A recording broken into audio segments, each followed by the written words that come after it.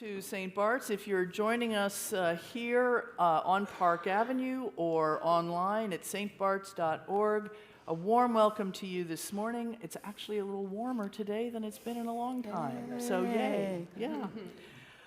So it is a joy to welcome you to the forum where each week we have sacred conversations about the things that matter. My name is Meredith Ward. I'm on the clergy team here, and on behalf of all of us, it is my joy to welcome two distinguished guests this morning. Melanie Holcomb is curator in the Department of Medieval Art at the Cloisters at the Metropolitan Museum of Art, and Nancy Thebaut is an associate professor in the Department of History of Art at St. Catherine's College, Oxford. Melanie and Nancy are co-curators of a critically acclaimed exhibition now on view at the Met Cloisters, Spectrum of Desire, Love, Sex, and Gender in the Middle Ages. A group of us from St. Bart's had the opportunity to tour the exhibition on Wednesday with Melanie and Nancy. It was quite a wonderful experience. So it's also a wonderful opportunity to have you back with us here, continue the conversation, and expand the audience for this amazing show that you've put together.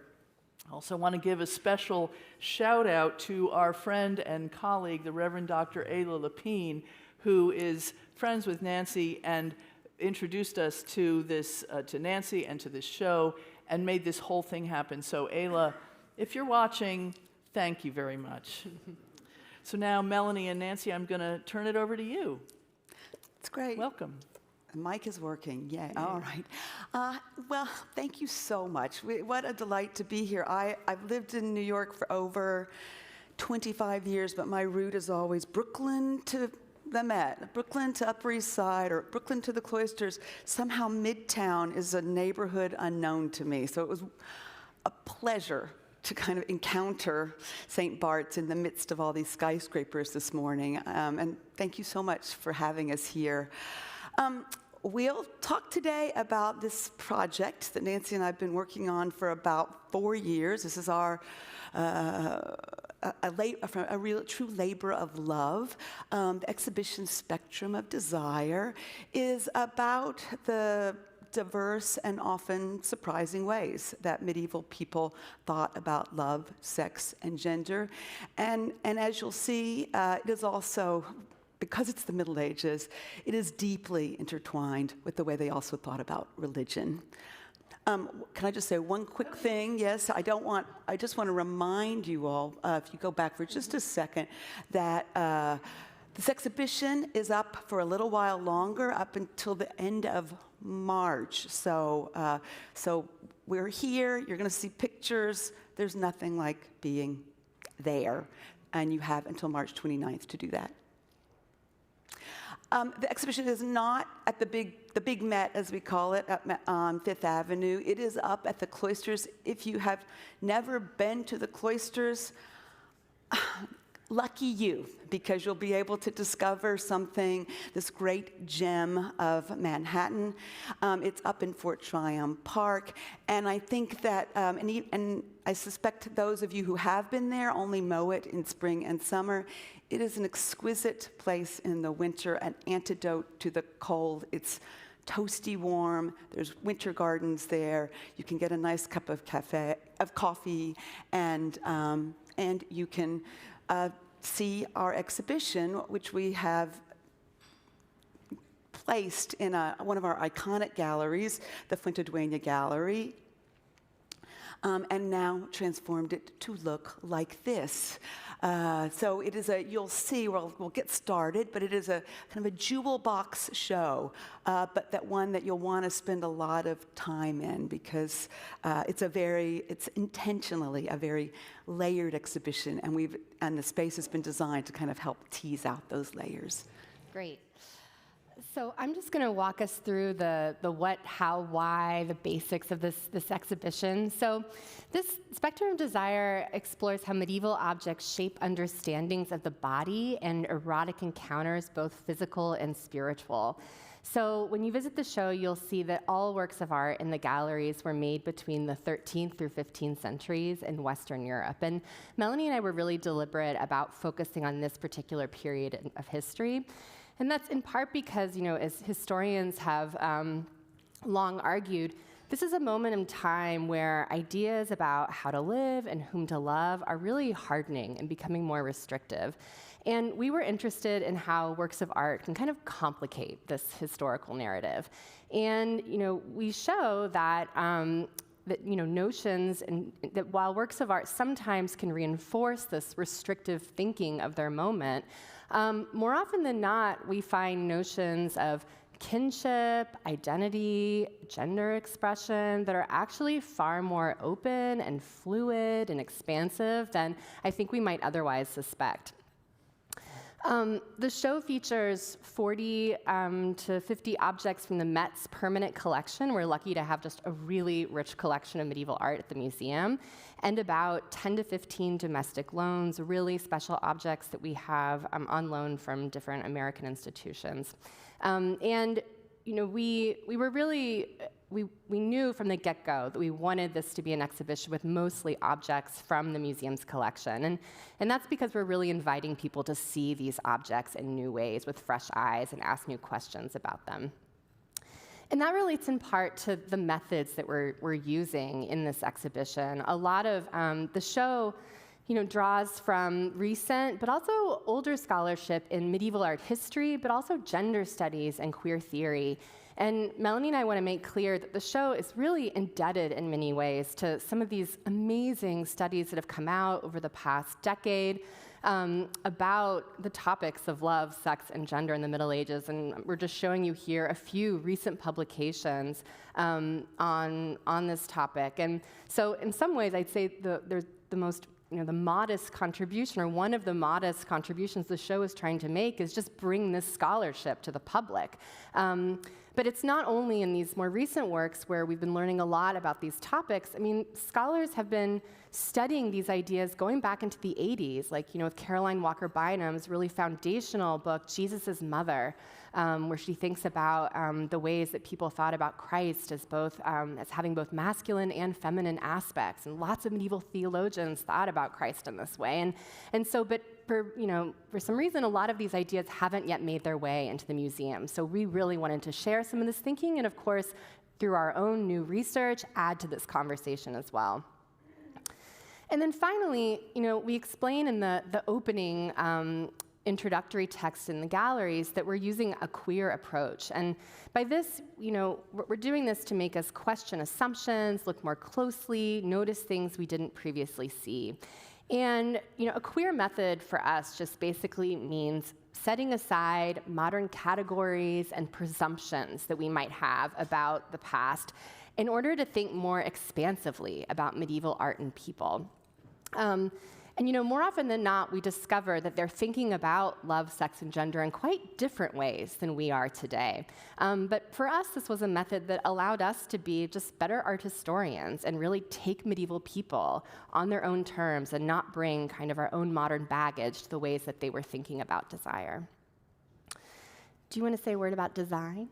I do. So as I was mentioning earlier, this space, the Fuente Dueña Chapel Gallery, has been really transformed by our brilliant design team to create a series of of intimate spaces. I keep talking about this show as a show about intimacy that is meant to encourage conversations between one or two people.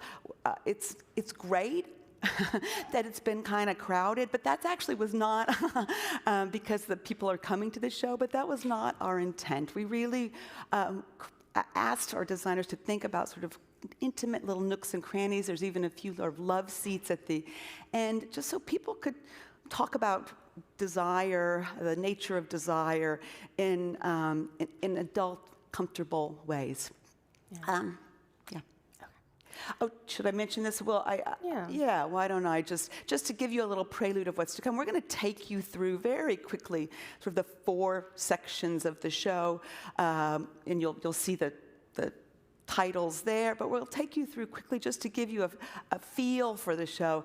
There's the curator in me demands that you understand a slide never captures how the nuance and beauty of the thing itself. So I hope this just gives you a taste and makes you want to go make your way uptown. Yeah.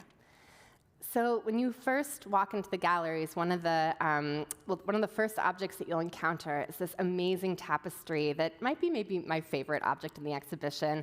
It's a tapestry made in late medieval Strasbourg between roughly 1490 to 1500.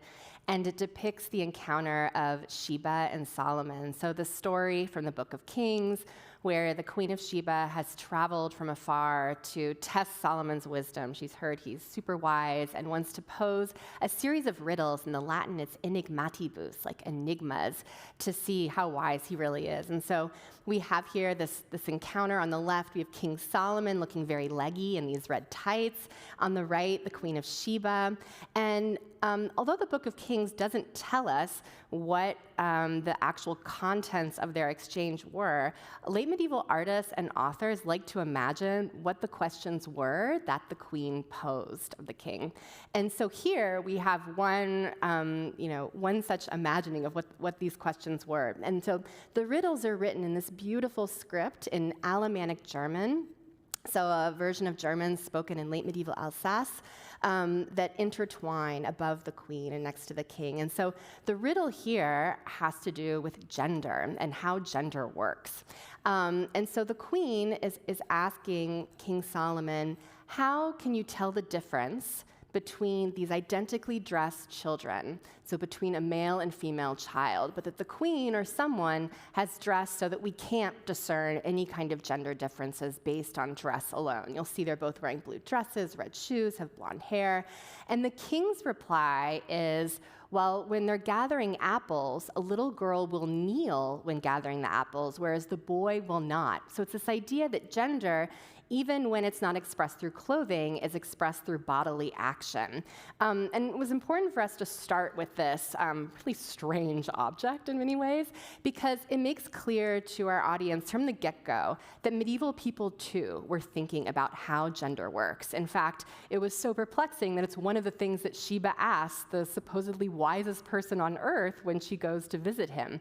This would have hung in someone's living room, and we can really think about it as a kind of conversation starter. Like, people probably would have been looking at this and talking about, well, yeah, how does one distinguish between male and female? And while medieval people's answers to these questions are very different from our own today, it shows that there is this through line. They too were interested in these topics much like we are. So the first official section, after you've walked past, after your encounter with Solomon Sheba, is on marriage, sex, and chastity. And this is a really an important section, not only to kind of ground you in things that I think will feel quite familiar to you, or the very ideals of marriage and the way in which the church is particularly linked to marriage is emerging at the very moment that our exhibition is covering. But, and let's move on to the next section, but the categories that people use to think about their social identity, their sexual identity, are really quite different from our own. And this is, I think, the beginning of a really important claim that this whole exhibition is making. It's like, it's us and it's not us, right? And so today we think a lot about sort of sexual identity in terms of what you do or who you do it with. Medieval people would have notion of a gay or straight, that would have made zero sense to them. More important to them is, are you married or are you not married? Are you having sex or aren't you having sex? And so those are far more important categories for them, and far more important questions to ask in terms of your own identity. This image here from the Cleveland Museum of Art on my right, your left, is a beautiful image of a bridal pair, and you can see in their sort of color-coordinated outfits, the matching fillets around their hair, the way they even look alike, that we're really getting the sense of this idea of marriage as a union between two people, and it is one they fully understood as, obviously, as social, as sexual, and I can't convey to you enough, and it's going to come up again and again, the way in which marriage as an ideal is their best language medieval people have for thinking about the idea of union. So keep that idea in your head. Another thing I'd like you to notice with these with this couple is that here we see sort of what we would call the iconography of marriage at play. How do you know this is a married couple? Well, the groom has his arm around her. They have their hands intertwined. So this is already, again, part of the way that a medieval person would have sort of instantly understood this union. The other side of that, of this sort of spectrum of social and sexual identity, is the decision to not get married, to not have sex. And in fact, medieval people spend a lot of time thinking about what it means to not have desire, to not have sex with someone, and this is really demonstrated in the show by an array of stained glass roundels. One, St. Catherine, that you see here, is a classic example of what we would call the virgin saint, someone who refuses marriage and takes on the identity of chastity, takes on the identity of virginity, and that is her primary both social and sexual identity, sort of sitting at the other end. Although we'll complicate that in a minute, but sitting at the other end of a spectrum that would have marriage at the other side. So we also think in this section about other types of relationships, including oblique representations of same gender or same-sex desire. So I'm showing you here this beautiful, quite tiny boxwood carving that was once a base for, we think, a statue of the Virgin Mary.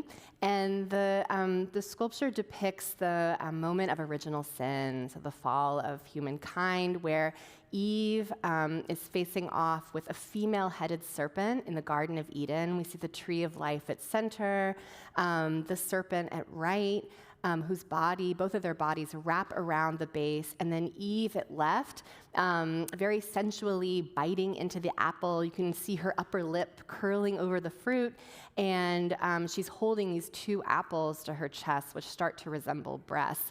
And so I should say that, in the late Middle Ages, frequently the serpent is depicted as female at this, or at least with like a female head at this moment. That's possibly to refer to the serpent as Lilith, so Adam's first demonic wife, but it's also a way of doubling down on the misogyny of this narrative too. It's not only, we're not only blaming Eve for the fall of man, but it was a female-headed serpent that tempted her. But I want to. It's interesting to think about why the artist chose to represent this moment as just so erotically charged, and why, too, Eve and the female-headed serpent look so similar to one another. I mean, formally, the way their bodies are both wrapping around this base, they're both kind of lying on the ground. Eve herself is becoming kind of snake-like in this pose. And from a purely frontal view of the base, it's actually it's a little difficult to even tell that this is the serpent. You only start to see, when you turn the base, these kind of scales or spines on her body. They look almost identical. They're the same faces, same curly hair. It's quite possible that one of the reasons why the artist chose to depict the fall in this kind of centrally charged way between what looked like initially two women is because when medieval people, especially medieval theologians, talked about the fall, they discussed it as kind of like the ground zero of bad desire, lust, concupiscence. And specifically, theologians like Peter Damian blamed Eve's perverse female desire for basically that was to blame for bad desire we experience today, specifically, in his words, like same gender or same-sex desire. So we actually see in many late medieval images of this moment an allusion to kind of same-gender desire at the moment of the fall. And so, and we wanted to include an image like this in this section because there are very few like overt representations of same-gender couples or same-gender couples embracing in medieval art, but there are these oblique representations of them. You just need to know how to look for them, and often it does require too understanding a little bit of like the theology at the time. We couldn't have an exhibition about medieval ideals of love and desire without talking about the idea of courtly love. And courtly love, it's so familiar to us, it's almost impossible for us to see. This is that desire, perhaps best epitomized by Lancelot and Guinevere, but it's at its core, it's about a love of something that you can never attain, a love that's always full of pain, and indeed kind of measured by the pain you feel for your loved one. It's really the stuff of pop songs, right? It's very much how we understand love, and I think though most of the objects in this section are secular in nature. It finds this language of impossible love, the constant seeking and searching, finds its way very readily into religious discourse. There we are. This section talks a lot about the way objects are a part of courtly love rituals. We refer to them as a sort of medieval erotica. That is to say, these are objects like belts that are very erotically charged. The removal of a belt, the combing of your lover's hair. These are all kinds of the exchange. This is a little writing tablet. The exchange of notes. These are all part of these rituals of courtship. But the other way that you have to understand courtly love, and indeed understand kind of medieval desire in general, is you have to think about it in terms of power. Power is what I kind of courses through medieval notions of love. It is what gives it that electric charge, right? So our image here, kind of the poster of our show, is really one that is meant to kind of bring you right there. The quick version of this is that this is a medieval story about ancient people. That is about the ancient philosopher Aristotle, who is the tutor of Alexander the Great, and he chastises Alexander for his involvement with Phyllis, that it would be the woman we're seeing here, and encouraging him to get back to his business as a ruler, as a general.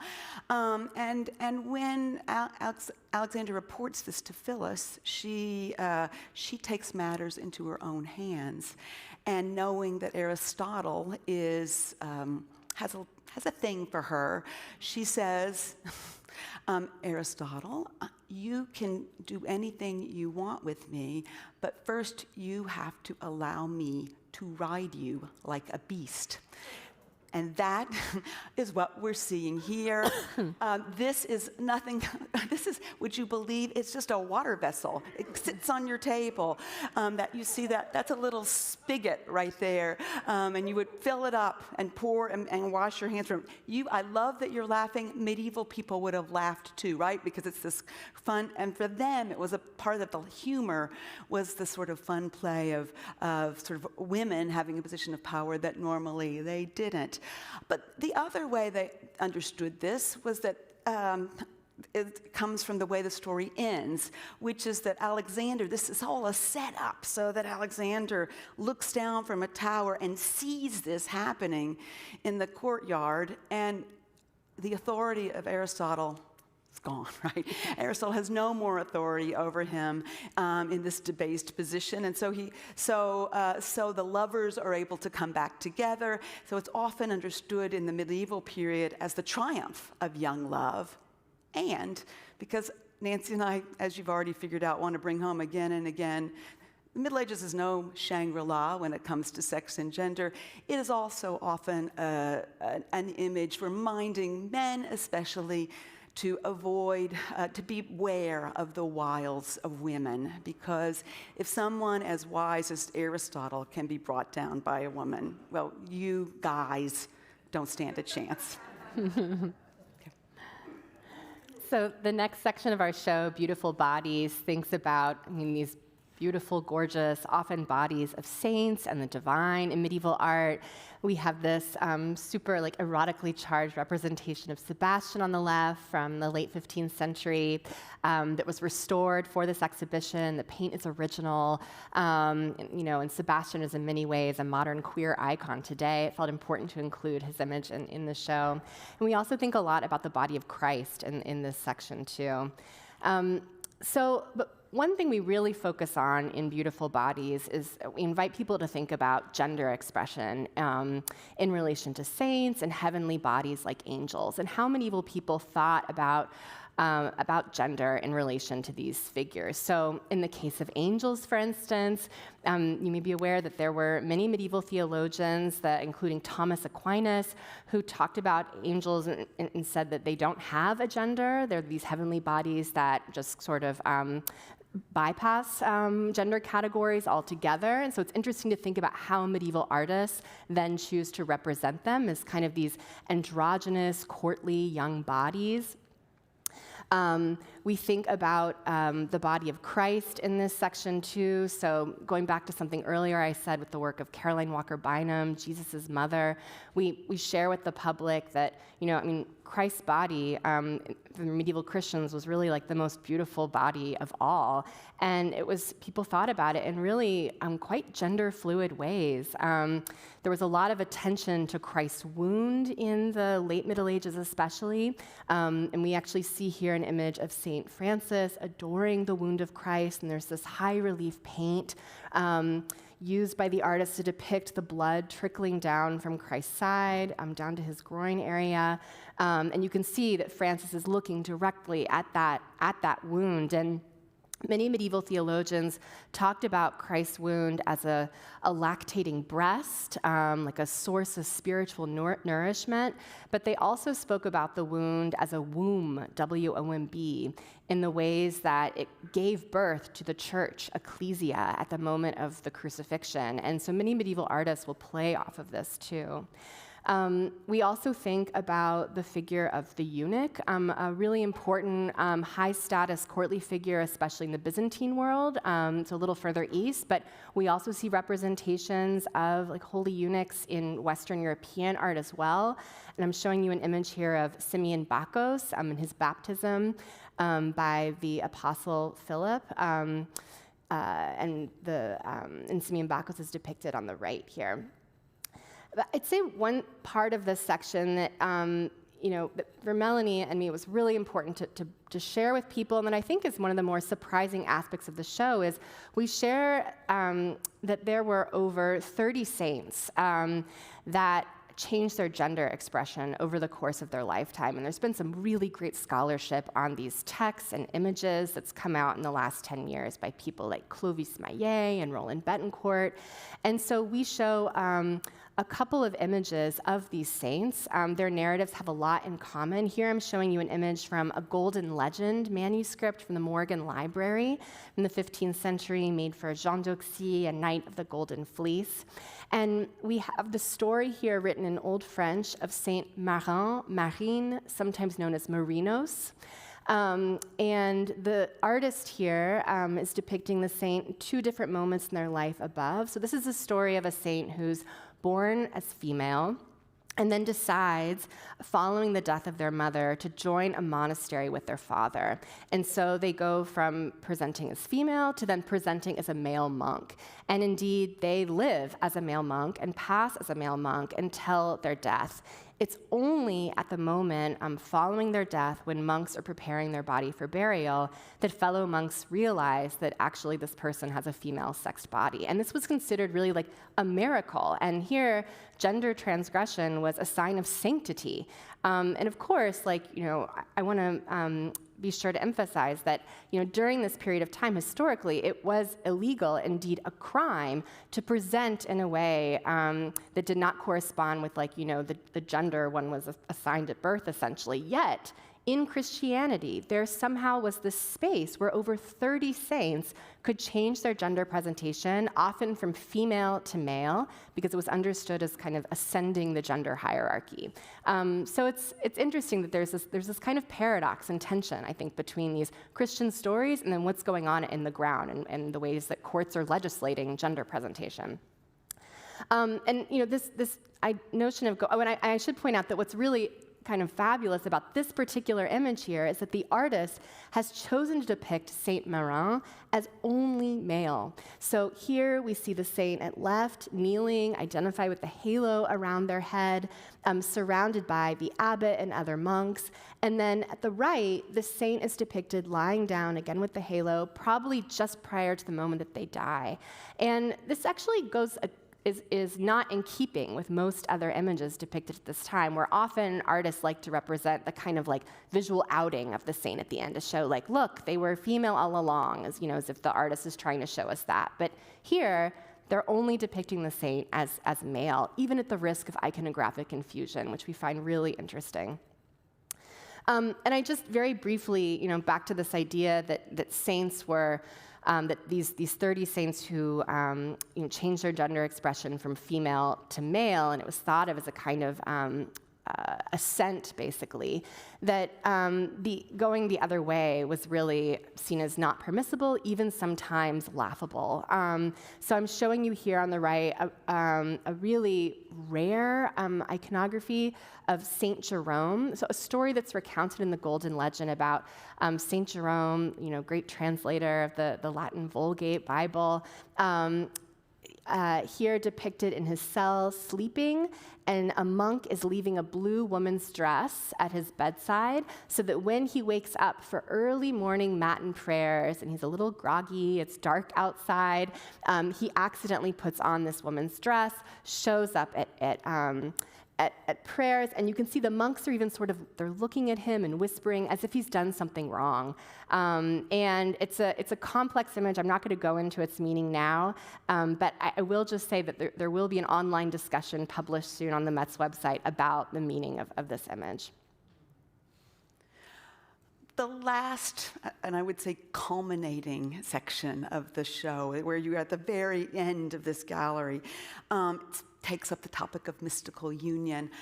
You kind of need everything else to get to this point, and we think a lot, especially we feel modern audiences will need it, because this is the moment where some of you historians out there may be quite familiar with this, but I think most modern audiences aren't familiar with the ways in which religion and the erotic actually come together to kind of heighten one's devotion to God.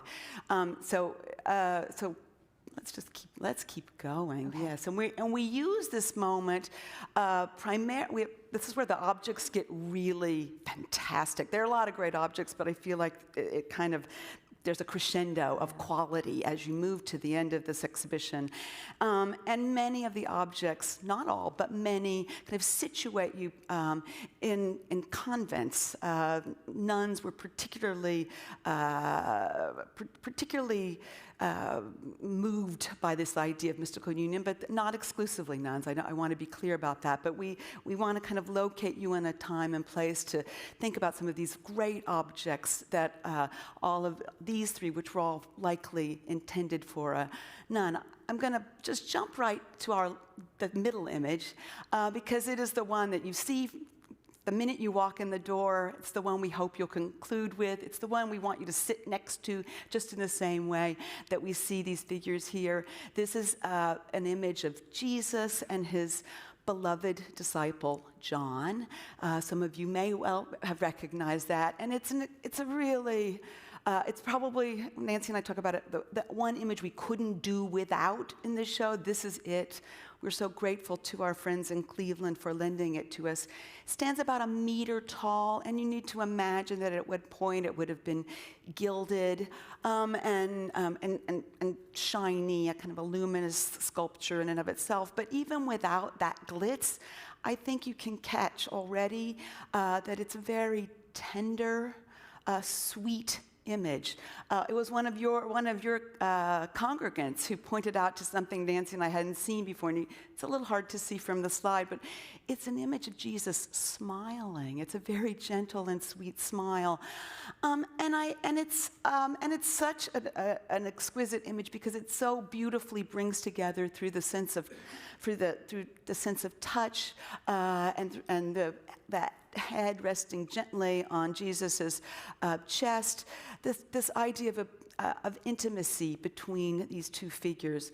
John and Jesus are, of course, there's a mentor-mentee relationship on display here. They were also understood to be cousins. They were understood to be brothers, friends, all of that. But the other way in which medieval people, and particularly Dominican nuns in the area of Germany in which these sculptures were produced, also were very devoted to John because they understood John to be like them, a bride of Christ. And indeed, the story goes that John, for them, this is extra biblical, right?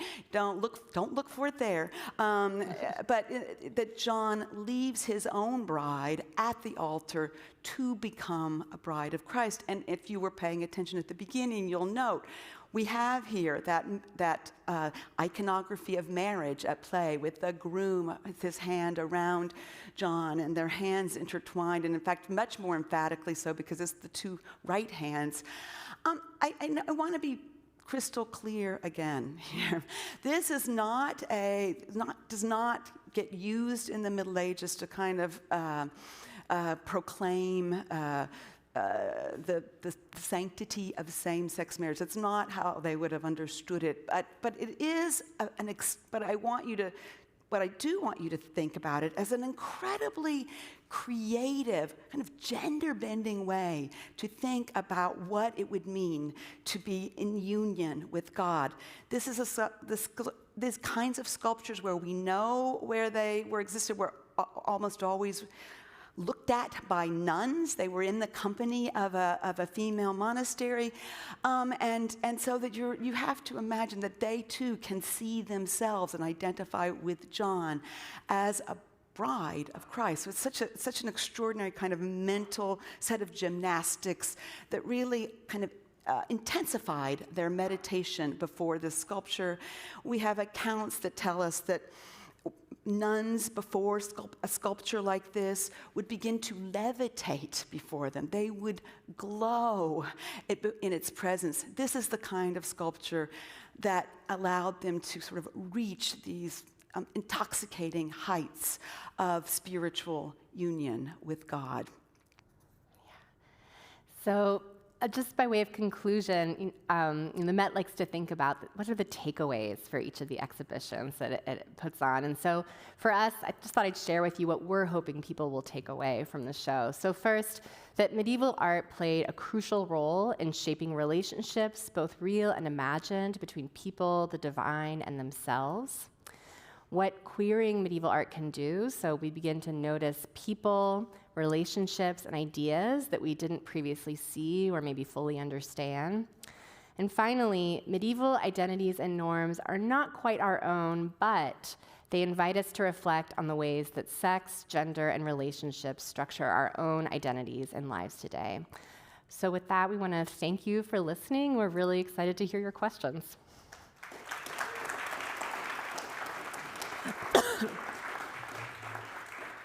Thank you so much, Melanie and Nancy. This is amazing. And even having been there on Wednesday, I learned even more just listening to you this morning. We have time for questions. So if you are in the room, Stephanie Terrell has question cards that she can pass around and bring up. If you are joining us online, you can send your questions to Peter, who is standing by, pthompson@stbarts.org, or you can put them in the chat or comments section if you're online. I also just want to make a note that the exhibition is accompanied by a really beautiful catalog with many of the works that you've seen this morning illustrated, along with extra things that the curators did not mention, which add even more dimension. Curry has catalogs for sale in the back of the room, so if you're so moved, please do pick one up. It's a really gorgeous book. So you mentioned that you started out saying your show was rooted in ideas that have been in the air since even the 80s. But they haven't made their way into the museums, into the museum world. They haven't made it into the church either. But yet, when you showed us that final image of Jesus and John the Evangelist, that is a direct image of a scriptural moment in John's Gospel at the Last Supper. So it's not in any way extra-biblical, it is canonical, it's gospel, and it is representation of exactly what is described at the Last Supper when John rests his head on Jesus' bosom, or breast, or chest, whatever the translation might be. And yet, when we see it in its three-dimensional form, it elicits all these different sort of resonances, shall we say. And that's one of the things you talked about a bit earlier, is the layers of interpretation and how you want the show to allow the viewer to see those things. Yeah. We're back. What happened to John and Jesus? Okay. Woo, that's a different pairing there. This is such a moving, it's such a tender, gorgeous image. And I think a choice that Nancy and I had to make, actually, when you're talking about love, sex, and gender, you can kind of go in different directions. You can be kind of cheeky, right? And there are moments with, say, the Phyllis and Aristotle moment, when we want to let you laugh, right? We don't want this to be entirely serious for you, but the majority of the show, it takes a serious tone, because for medieval people, these were serious issues. And we really want, we feel strongly that you want to take medieval ideas seriously. And as you say, these are things that maybe it took recent decades of modern scholarship to pull out, but they are sitting very, very firmly within the textual, theological, and visual traditions of the Catholic Church. So yeah, and I would just add that, this is not the only representation of Jesus and John like this. We have a couple of dozen sculptures depicting them in a super tender embrace, and in lots of manuscript illuminations that show the same thing. So I think it's just, you're right, though. I don't think it's an iconography that many members of the public are necessarily familiar with. But for them, it was, and especially for these nuns, it was, they would have been very familiar with it. Yeah. So I think one of the challenges of this exhibition is that we bring to it our 21st century ideas about sex and gender, the limitations that we bring to it, and we have to immerse ourselves, as you've said, in the medieval mindset. And you say at one point in the catalog that there was we have an understanding of what's normal, that there was no normal in the Middle Ages. Is that true? Or how would you elaborate on that? Yeah. I think normal in quotes. I think when today people use the language of normal or normative, they're often talking about heterosexual or cisgender normativity. And for medieval people, that would have made no sense. There was not some sort of default mode. That just the way, as Melanie pointed out in the intro to the marriage, sex, and chastity section, they were thinking about, they were not at all thinking about sexual orientation like we do today. In fact, for them, virginity might have been a sexual orientation, but heterosexual and homosexual would have made no sense whatsoever. Do you want to build on that? Well, what is normal? I don't know. And I think, and even if you want to put a normal, whatever that is, on the medieval world, that marriage is between a man and a woman, that we see that in those that yet what they love to do is then manipulate that and play with that and then and then meaning can get pulled in by making all that happen. So that normative, if you want to use that word, I'm so advisedly, but image of the bridal portrait, it's entirely in dialogue with an image like this, right? And this too is normative for a medieval world, right? And that's a super important thing to understand. This image is not some wackadoodle thing. This, on the margins, this kind of imagery, as we've been saying, it's sort of sitting right there in the center of the discourse. Yeah, and I would just add too, like all, like, you know, the saint stories where we see all these stories about like essentially like gender transitions. I guess we could say that is like normative because it exists within the space of like, you know, Catholic tradition, and there are over 30 of them. It's not kind of like one eccentric case of it. Yeah. Right. Peter, did you have an online question? Yeah, we have several good questions. We're not going to have time to get to them all. One person wonders, what were the economic conditions of the time, and how did they influence the art, if at all? Ooh, that's another topic.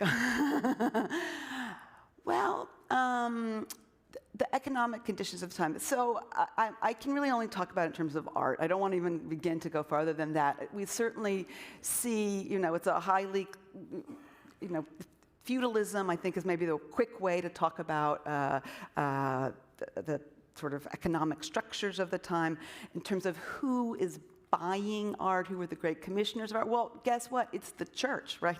Who are one of the principal patrons, as are nuns, monks, or the very wealthy patrons of those nuns and monks. And then there's a kind of elite class of people who are buying art, at least the art that the Met has. Let's be clear about that. There's different other kinds of objects, I presume, that would have been available to those at a lower class level, and those ideals, those visual ideals, those aesthetic ideals, find their way in sort of all kind of caliber of objects. That's sort of a. Yeah. Anything else? Yeah. Yeah, and these are all very high-quality, precious objects made of ivory and illuminated manuscripts. So you know they were commissioned for kings and princes, yes, and et cetera. So this is a particular class of people who were using these particular objects. Exactly. But you also reference pilgrimage badges Yeah, in the things catalog. like that in the, We have some of the lower level things on view in the catalog. In the yeah. catalog, Yeah. right. So I think it was pervasive across class, this idea of the physical desire for God Yes. being linked to spiritual desire Yes. for God. We have a question from someone in the room, which brings me to a question sort of combining with what I was going to ask about how this show fits into our current debate in the political arena around gender and sexuality and legislating gender identity. And someone in the room asks, rather perhaps cheekily, how did you convince the Met to sponsor this exhibition? Wasn't too difficult. It was easy, actually. Yeah, It was right. quite easy. I will say all exhibitions at the Met take a long time to develop. You don't actually have any idea what will happen, but with the moment your show opens, you don't know what world you'll be in. And you know, Nancy and I, as I said, were talking about this some 4 years ago, if not longer. I will say that the director has been, it's who I was on my own pitching the show on our behalf, and was very supportive from the get-go. I think he likes to support. He likes to support good scholarly shows, and he also likes to support shows that will get people talking and thinking about the way that the art of the past gets upon our current moment, and will. So I would say it wasn't hard at all. That's really reassuring Yeah, to hear. it wasn't hard at all. I think, I think we need to end, we need to unfortunately. end. Yeah, I think we're just at time. So join me in thanking Melanie and Nancy. as Melanie and Nancy have said, please do make a point of getting up to the Cloisters before the show closes. There's nothing like seeing these objects in person. It's a beautiful show, and of course, the Cloisters is just a beautiful place to visit, so please do go. Hope you'll stick around for the 11 a.m. service, which is following immediately after. And next week, Peter is going to be joined by Michael Zuck, our own parishioner. He'll be talking about immigration enforcement from the perspective of social work, which is his discipline. So we'll see you next week for that important conversation. Thank you. Thanks. Great.